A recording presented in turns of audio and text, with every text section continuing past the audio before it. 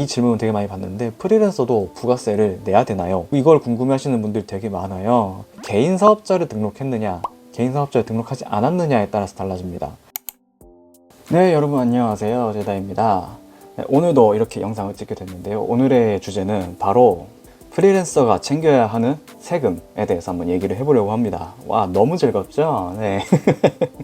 사실 세금이 조금 어렵긴 한데 그래도 제가 생각하기에는 돈을 잘 버는 방법만큼 알아둬야 하는 게 바로 세금이라고 생각합니다. 왜냐면은 내가 프리랜서로서 어떤 세금을 내야 할지 몰라서 세금을 안 내는 경우가 발생하면은 나중에 가산세를 내거나 뭔가 불이익을 여러 가지 받을 수가 있거든요.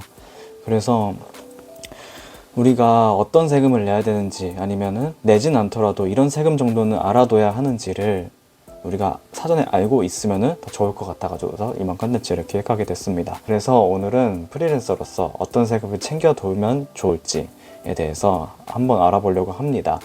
이거를 제가 적다 보니까 생각보다 좀 양이 많아지더라고요. 그래서 이게 노션에다가 따로 적어놓고 지금 모니터에 띄워놓고 얘기하고 있거든요. 그래서 제가 중간중간 이렇게 모니터를 보면서 얘기하게 될 거라는 점도 미리 알려드릴게요. 그래서 일단 프리랜서가 챙겨야 되는 세금은 뭐가 있을까요? 첫 번째가 이제 원천세가 있고, 두 번째가 부가가치세가 있습니다. 그리고 세 번째가 종합소득세가 있습니다. 그리고 세금은 아닌데 세금의 성격을 가지고 있는 게 있습니다. 바로 국민연금과 건강보험료. 이 5가지에 대해서 한번 얘기를 해보려고 해요. 첫 번째가 이제 원천세입니다. 이 원천세란 뭐냐면은 모든 소득에서 일정 비율 떼가는 그 소득세를 얘기해요. 뭐 예를 들면은 직장인이면은 근로소득세가 있고, 그 다음에 프리랜서 같은 경우는 이거를 사업소득세로 떼가거든요. 그래서 얼마를 떼가느냐? 우리가 3.3% 아시죠? 3.3. 이 3.3%가 바로 이제 프리랜서의 사업소득에서 떼가는 원천세율이라고 생각하시면 됩니다. 그럼 어떻게 냈느냐? 네, 저희가 보통 내지 않고요. 돈을 지급하는 사업주가 원래는 내게 되어 있습니다. 그래서 클라이언트가 나에게 돈을 줄 때 먼저 이 원천세를 제하고 나머지 금액을 우리 통장에 입금을 하고, 그 다음에 이 원천세는 클라이언트가 직접 세금을 신고하고 납부하는 것이 정상적인 절차라고 보시면 됩니다. 예를 들면은 클라이언트랑 저랑 100만 원 계약을 체결했어요. 마케팅으로 100만 원 계약을 체결했는데, 그러면은 거기서 100만 원이 그대로 내 통장에 입금되는 게 아니라 거의 3.3%를 제외하고 나머지 금액이 저한테 입금이 되는 거죠. 그 3.3%를 보니까 100만 원의 3.3%, 33,000원을 빼고 나머지 96만 7천 원이 제 통장에 입금되고, 나머지 33,000원은 소득세 명목으로 이제 클라이언트가 대신 신고하고 납부하게 되는 거죠. 만약에 클라이언트가 이 원천세를 안 떼고 나에게 돈을 줬다라고 하면은 그 클라이언트한테 얘기해서 이거를 신고하게 하거나, 아니면은 제가 그냥 종합소득세 때 사업소득으로 잡아가지고서 신고를 하면 됩니다. 근데 또 이게 왜 알아둬야 되냐면은, 만약에 클라이언트가 이 세금 처리를 되게 깔끔하게 하고 이제 원천세도 알아서 잘 납부를 해준다라고 하면은 저희가 크게 신경 쓸 일이 없는데, 반대로 이제 우리가 프리랜서를 고용하는 일이 또 있을 수도 있어요. 저 같은 경우도 어쩌다가 한 달에 한 번 정도는 이 영상을 다른 편집자분에게 외주를 맡기기도 하는데, 이게 이제 프리랜서를 고용하는 거겠죠. 이렇게 여러분이 만약에 다른 프리랜서를 고용하게 되면은 여러분이 원천세 3%를 신고하고 납부를 해야 됩니다. 계약 금액의 이제 3%는 국세니까 홈택스에 들어가서 신고를 하셔야 되고요. 0.3%는 지방세라서 위택스에 들어가서 납부를 하셔야 됩니다. 이걸 알아두시면 좋을 것 같아요. 네, 그 다음에 두 번째가 바로 이제 부가가치세입니다. 이걸 줄여서 이제 부가세라고 얘기를 하죠. 이 질문을 되게 많이 받는데 프리랜서도 부가세를 내야 되나요? 이걸 궁금해 하시는 분들이 되게 많아요. 프리랜서인데 개인 사업자를 등록했느냐, 개인 사업자를 등록하지 않았느냐에 따라서 달라집니다. 이 프리랜서 분들 중에서도 사업자 등록을 해놓고 일을 하시는 분들도 되게 많거든요.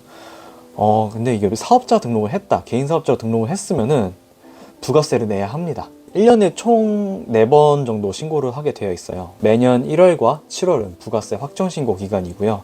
4월과 10월은 예정신고 기간이라고 해요. 이 예정신고는 뭐냐면은 확정신고 전에 부가세를 한 일부 금액 미리 내는 것을 얘기를 해요. 그러면 이제 확정신고에서 이제 최종적인 부가세액이 나오는데, 예정신고를 미리 했다면은 그 예정신고액만큼 빼고 나머지 금액만 납부를 하면 됩니다. 개인 사업자 같은 경우에는 보통 예정신고 의무는 없다고 하는데요.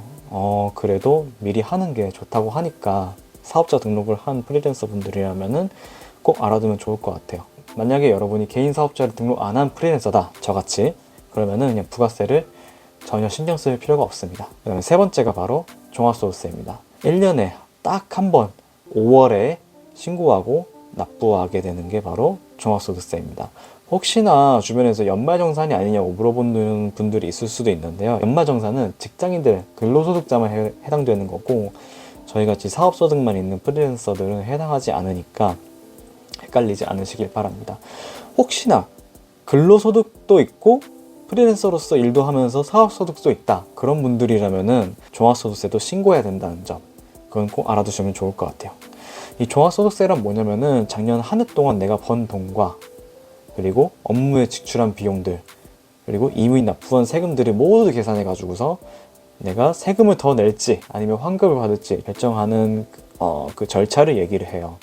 예를 들면은 이번에 2025년 5월에도 당연히 종합소득세를 신고를 하겠죠. 그러면은 내가 2024년에 총 번 돈과 그리고 2024년에 내가 업무적으로 지출한 비용들, 그리고 내가 납부한 세금들, 이걸 다 계산을 한 다음에 거기서 또 이제 뭐 뺄 거 빼고 더할 거 더하고 이것까지 다 계산을 해요. 뭐 소득공제라고, 소득공제가 있고 뭐 세액공제 이런 게 있는데 이건 너무 어려우니까 많이 얘기를 하진 않겠습니다.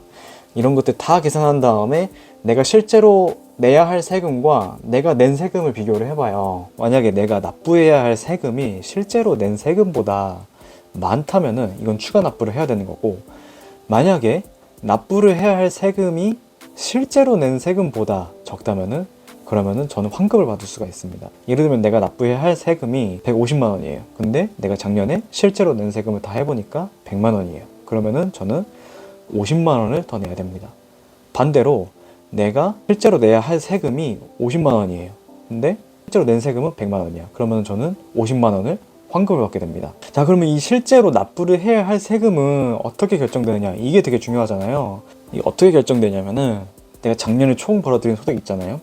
거기서 내가 일단 업무상으로 지출한 경비들을 다 뺍니다. 그 다음에 거기서 이제 소득공제를 또 빼요.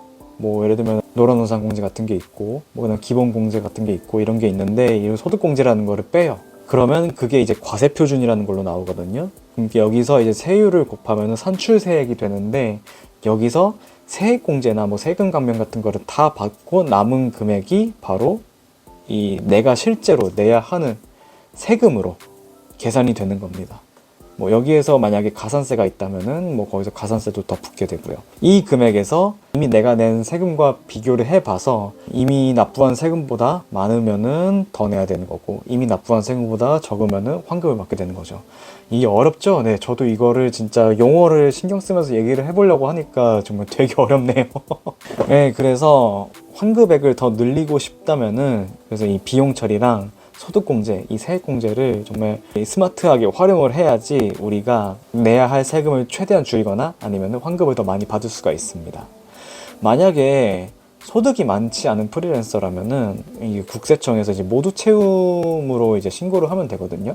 이 모두 채움이라는 게 뭐냐면은 우리가 종합소득세를 신고할 때 이런 세무사한테 맡기거나 아니면 우리가 직접 신고를 하게 되면은 뭔가 이렇게 서류 같은 거를 작성을 해야 되는데, 소득이 낮은 프리랜서 같은 경우에는 이거를 혼자서 하기 어려우니까 국세청에서 알아서 모두 채워준다 라고 해가지고 모두 채움이라고 해요.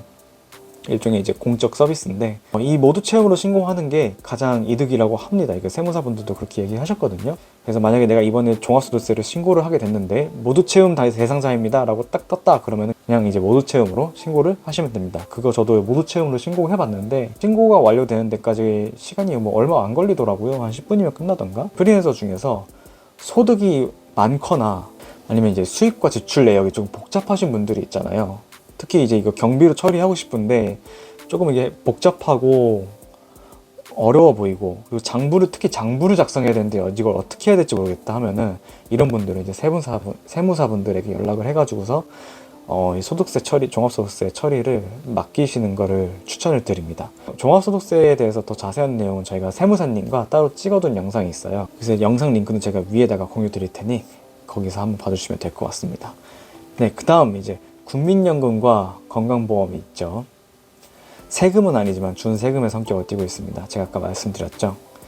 국민연금과 건강보험 같은 경우에는 어떻게 결정되는지가 궁금하잖아요. 이거는 작년 종합소득세 신고액에 따라서 결정이 됩니다. 그러니까 지금 2025년에 내가 내야 할 국민연금과 건강보험액은 2024년 5월에 내가 신고한 종합소득세 신고 금액에 따라서 결정이 되는 거죠.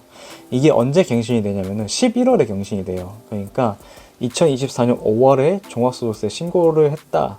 그러면 그 소득 금액을 기준으로 해가지고서 2024년 11월에 새롭게 갱신이 됩니다. 프리랜서들의 경우에는 보통 직원이 없고 보통 사업자 등록을 안 하고 일하시는 분들이 많기 때문에 지역가입자로 가입이 되어 있고, 뭐 개인 사업자를 등록하신 분들 중에서 만약에 직원이 한 분이라도 있다면은 이런 분들은 사업장 가입자로 등록된다고 하니 이 점은 참고해 주시면 좋을 것 같아요.